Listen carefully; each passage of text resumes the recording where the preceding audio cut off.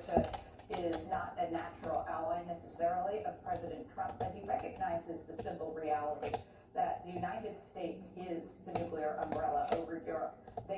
We are the ones who provide that security, and without it, there's not much Europe's going to be able to do against the world's largest nuclear power, which is Russia.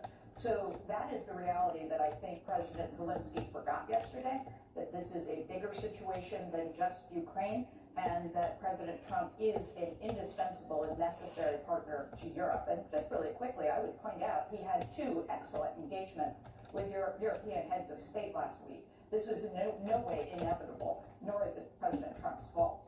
You heard President Trump telling him that he doesn't hold any cards, and perhaps that is true, but the Ukrainians have done an amazing job of fighting off this assault, this invasion from a much bigger adversary over the last 3 years, have they not?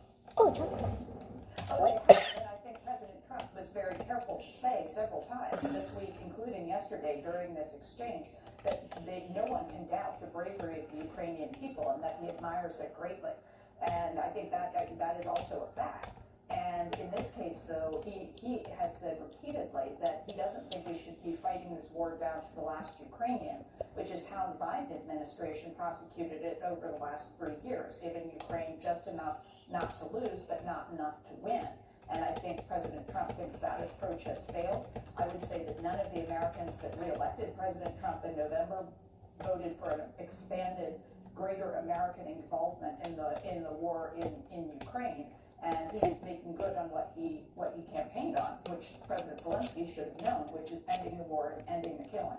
Yeah, he wants to end the war. President Trump does. Obviously, President Zelensky does too. But is it a case of peace at any price? I mean, what if the Donbass and Crimea permanently go to the Russians? Is that, in your view, is that a worthwhile peace deal?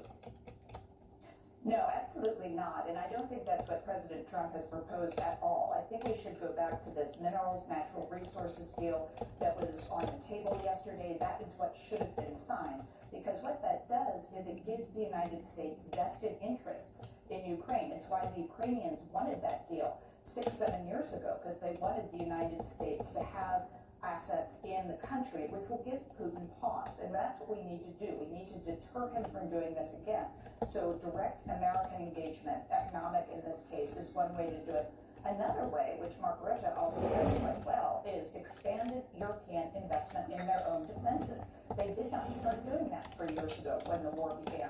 They're just talking about doing it now in this kind of enthusiasm